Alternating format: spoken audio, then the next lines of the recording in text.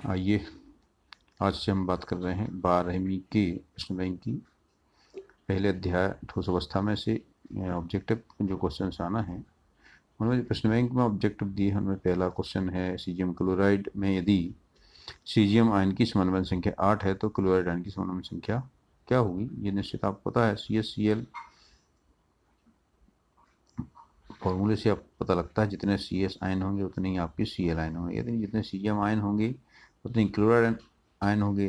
और तो इसकी समन्वय संख्या 8 है तो क्लोराइड आयन की समन्वय संख्या भी 8 ही होगी।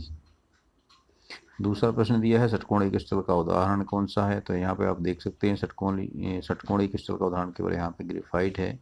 आपको पता है ग्रेफाइट की जो षटकोणीय परतें होती हैं और ये परतें एक दूसरे से काफ़ी दूर दूर होती हैं, तो इसका उदाहरण हो गया आपका ग्रेफाइट। मोम का एक उदाहरण है, पता है आपको, मोम एक अक्रिस्टलीय ठोस है। अंतःकेंद्रित घनी इकाई शेल में परमाणु की संख्या कितनी होती है, तो जैसा कि आप जानते हैं अंतःकेंद्रित घनी क्रिस्टल यानी BCC body centred cubic crystal है। इसमें 8 कोनों के अतिरिक्त एक कण इसके केंद्र पर भी होता है। इस तरह से जो 8 कण हैं 8 कोने पे हैं, ये सभी 8 क्रिस्टलों का हिस्सा 8 इकाइयों का हिस्सा लेते हैं, इसलिए इनका योगदान होता है 8 गुणे 8 बराबर 1। और जो सेंटर में एक कण रहता है उसका योगदान पूरा इसी के लिए रहता है, इसलिए कुल योगदान यहाँ पे इसका 2 कणों का रहता है, तो यहाँ पे इसका उत्तर 2 होगा। समचतुष्फलक सममिति के लिए त्रिज्यानुपात की सीमा, देखिए यहाँ पे सीमा का मतलब है लोअर लिमिट, सबसे कम त्रिज्यानुपात कितना होना चाहिए, तो वो है 0.225। वैसे इसकी जो रेंज होती है 0.225 से 0.414 होती है। छठवां प्रश्न है एक ऋणायन के स्थान पर यदि क्रिस्टल जालक में इलेक्ट्रॉन विद्यमान हो तो उसे हम एप सेंटर बोलते हैं, ये कलर का कारण होता है।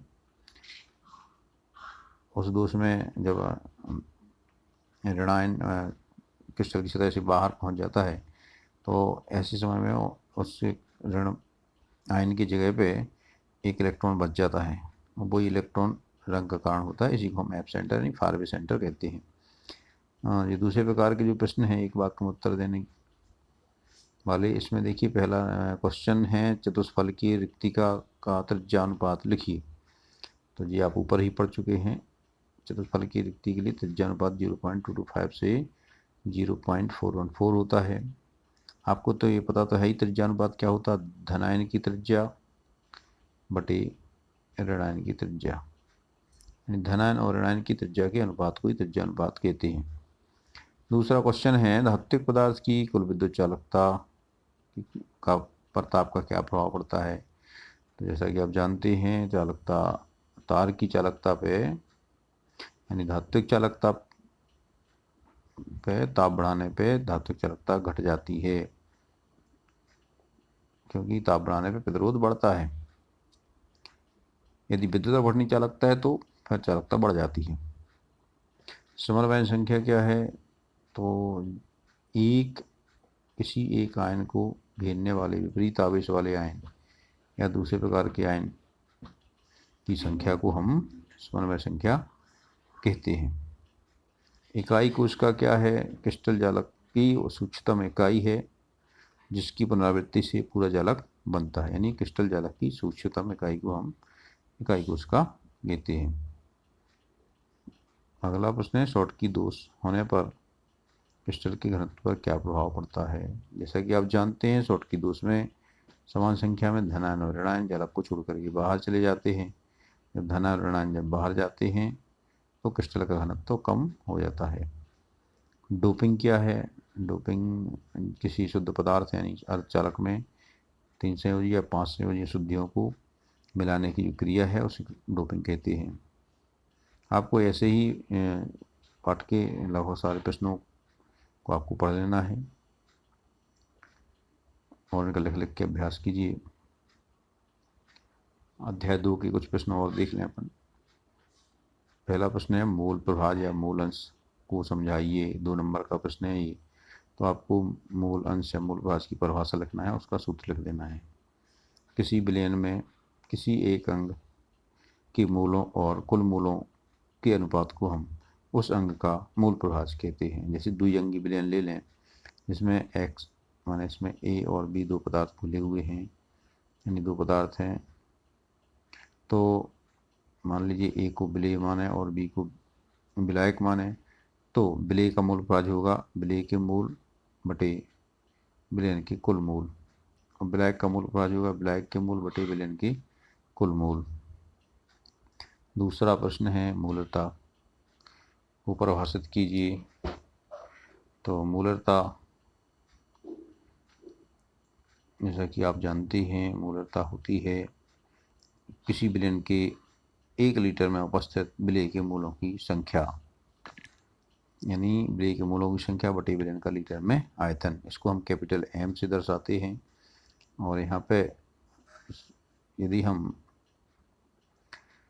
विलयन का द्रव्यमान ग्राम में लेते हैं और आयतन लीटर में लेते हैं, तो देखिए WB बटे MB गुणा 1000 बटे VML। यहाँ पे WB है पदार्थ का द्रव्यमान, MB है मान विलेय पदार्थ का द्रव्यमान, और MB विलेय पदार्थ का अणु द्रव्यमान, और VML विलयन का आयतन है। इस सूत्र से हम किसी विलयन की मूलरता ज्ञात कर सकते हैं। अगला प्रश्न है नॉर्मलता को परिभाषित कीजिए। तो नॉर्मलता होती है किसी विलयन के 1 लीटर में घुले विलेय के ग्राम तुल्यांक द्रव्यमानों की संख्या नॉर्मलता कहलाती है। इसको कैपिटल N से दर्शाते हैं, और कैपिटल N बराबर हो जाएगा ग्राम में विलेय का द्रव्यमान बटे विलेय का ग्राम तुल्यांक द्रव्यमान गुणा 1000 बटे विलयन का मिलीलीटर में आयतन। अगला प्रश्न है अणुसंख्य गुणधर्म किसे कहते हैं।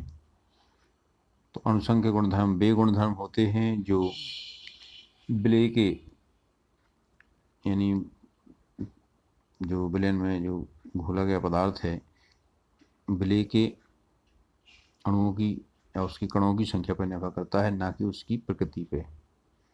यानी वे गुण जो केवल कणों की संख्या पर निर्भर करते हैं, अणुओं की संख्या पर निर्भर करते हैं, वे अणुसंख्या गुणधर्म कहलाते हैं। जैसे वासुदाव में अवनमन, क्वथनांक में उन्नयन, हिमांक में अवनमन और परासरण दाव, ये 4 मुख्य रूप से अणुसंख्या गुणधर्म माने जाते हैं। 5वां प्रश्न है अर्धपारगम्य झिल्ली क्या होती है।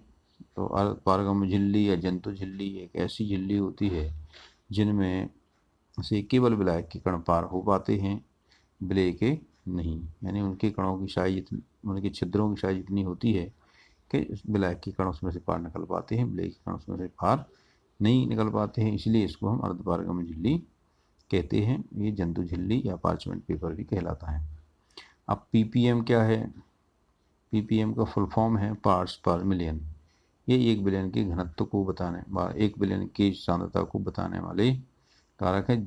और ये PPM का उपयोग वहाँ होता है जहाँ पे विलेय पदार्थ की बहुत सूक्ष्म मात्रा उपस्थित होती है। जैसे कि किसी दवाई में जो टैबलेट या सिरप होता है, उसमें किसी एक पर्टिकुलर पदार्थ की मात्रा 10 लाख भाग में से कुल कितने भाग है, ये हमें PPM बताता है। यदि PPM का हम फॉर्मूला लिखना चाहें तो PPM बराबर होगा विलेय का भाग बटे विलयन के कुल भाग गुणा 10⁻⁶। इस तरह से हम PPM निकाल सकते हैं। और अगला प्रश्न है 3 अंक के प्रश्न है परासरण दाव। परासरण और संपरासरी विलयन किसे कहते हैं, ये हम अगले भाग में